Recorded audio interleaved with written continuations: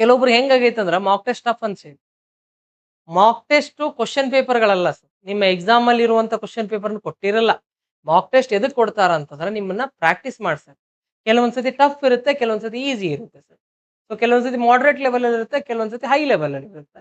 So ನಿಮ್ಗೆ ಎಲ್ಲಾ ರೀತಿಯಿಂದ ಲೆವೆಲ್ ನಲ್ಲಿ ಪ್ರಾಕ್ಟೀಸ್ ಮಾಡ್ಸಕ್ಕೆ ಅವ್ರು ಮಾಕ್ ಟೆಸ್ಟ್ 1, 2, 3, 4 ಟೋಟಲ್ ಒಂದು 10, 15 ಮಾಕ್ ಟೆಸ್ಟ್ ಸೆಟ್ ಗಳನ್ನ ಇಟ್ಟಿರ್ತಾರೆ. ಅಂದ್ರೆ ಒಂದನೇದ್ರಲ್ಲಿ ಈಸಿ ಇತ್ತಾ, ಎರಡನೇದ್ರಲ್ಲಿ ಟಫ್ ಇರ್ಲಿ, ಮೂರನೇದ್ರಲ್ಲಿ ಮಾಡರೇಟ್ ಇರ್ಲಿ, ಮತ್ತೆ ಈಸಿ ಇರ್ಲಿ, ಮಾಡರೇಟ್. ಸೊ ಈ ಮೂರು ಲೆವೆಲ್ ಅನ್ನ ನೀವು ಪೂರ್ತಿ ಕ್ವಶನ್ ಪೇಪರ್ ಗಳಲ್ಲಿ ಪ್ರಾಕ್ಟೀಸ್ ಮಾಡಿದ್ರೆ ಎಕ್ಸಾಮ್ ಅಲ್ಲಿ ಯಾವ ಲೆವೆಲ್ ಬಂದ್ರು ಕ್ವಶನ್ ಪೇಪರ್ ಬಿಡಿಸ್ಬೇಕು. ಅದಕ್ಕೆ ಮಾಕ್ ಟೆಸ್ಟ್. ನೀವು ಕೆಲವೊಬ್ರು ಏನ್ ಮಾಡತ್ತೀರಂದ್ರೆ ಮಾಕ್ ಟೆಸ್ಟ್ ಬಿಡಿಸ್ತೀರಿ, ಫೋನ್ ಹಚ್ತೀರಿ, ಸರ್ ಮಾಕ್ ಟೆಸ್ಟ್ ಅಲ್ಲಿ ಇವತ್ತು ಕಮ್ಮಿ ಬಂದು ಸರ್, ನಿನ್ನೆ ಚಲೋ ಬಂದಿದ್ದು ಸರ್, ಇವತ್ತು ಕಮ್ಮಿ. ಸೊ ಫೀಲ್ ಮಾಡ್ಕೊತಾರೆ. ಸೊ ಇದು ಮಾಕ್ ಟೆಸ್ಟ್ ಅಲ್ಲಿ ಫೀಲ್ ಮಾಡ್ಕೊಳಕ್ ಕೊಟ್ಟಿರುವಂತದ್ದಲ್ಲ ಅದು. ಸೊ ನಿಮ್ಮ ಮಾಕ್ ಟೆಸ್ಟ್ ಕೊಟ್ಟಿದ್ದು ಪ್ರಾಕ್ಟೀಸ್ ಮಾಡಕ. ಅದಕ್ಕ ಯಾವ ತರ ಆದ್ರೂ ಬರ್ಲಿ ನಿಮ್ಮ ಎಕ್ಸಾಮ್ ಅಲ್ಲಿ ಸೊ ನಿಮಗ್ ಬರೋ ತರ ಪ್ರತಿಯೊಬ್ಬರಿಗೂ ಬಂದಿರುತ್ತೆ. ಒಟ್ನಲ್ಲಿ ನೀವು ಪ್ರಾಕ್ಟೀಸ್ ಮಾಡ್ಕೊಂಡು ಹೋಗಿ ಪಾಸ್ ಅಂತೂ ಆಗ್ತೀರಿ ಒಂದ್ ವೇಳೆ ಕಾನ್ಫಿಡೆನ್ಸ್ ಚೆನ್ನಾಗಿತ್ತು ಅಂದ್ರೆ.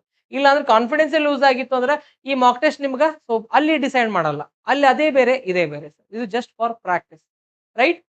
ಸೊ ಅದು ಕನ್ಫ್ಯೂಷನ್ ಕ್ಲಾರಿಟಿ ಇಟ್ಕೊಳ್ಳಿ.